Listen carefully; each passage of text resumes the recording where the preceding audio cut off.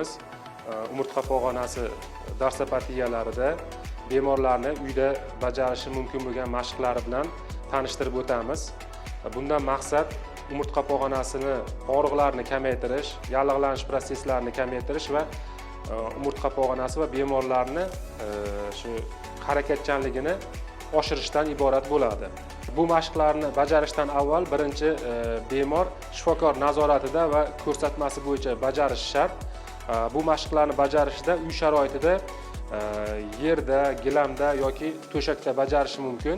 Biz bu mashqlarni hozir sizlarga maxsus ortopedik matrasda bajarishini ko'rsatib o'tamiz. Bular quyidagi mashqlardan iborat. Birinchi mashqimiz boldir oshiq bo'g'imida oyoq panjasini oldinga va orqaga bajarish mashqlari.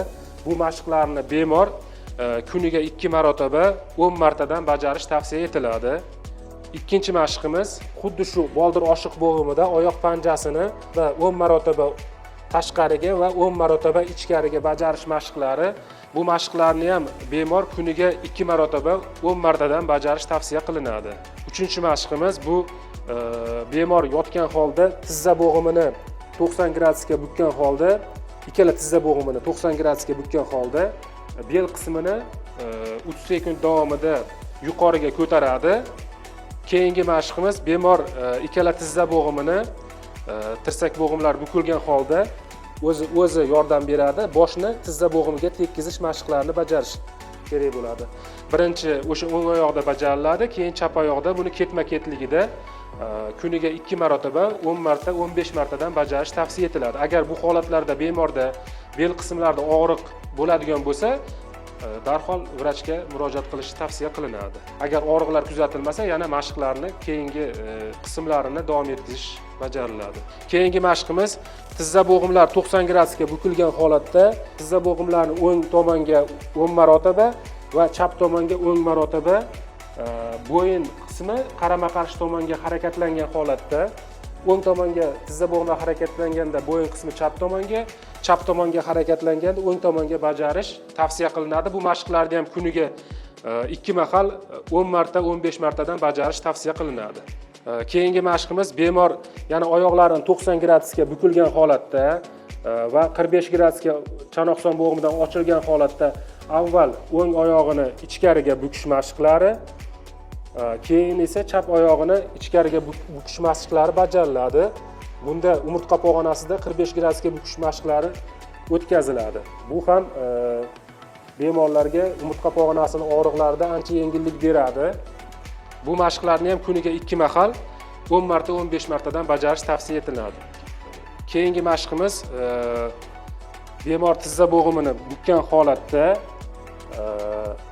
birinchisida o'ng qo'li bilan yordam beradi. Tizzani pastga bosgan holatda umurtqa pog'onasi 45 gradusga bukilgan, ko'krak qismlari ko'tarilmaydi. Mana shu holatda 5 sekund davomida ushlab turiladi. Bu umurtqa pog'onasida mushaklarning cho'zilishiga va to'risini oshirishiga yordam beradi.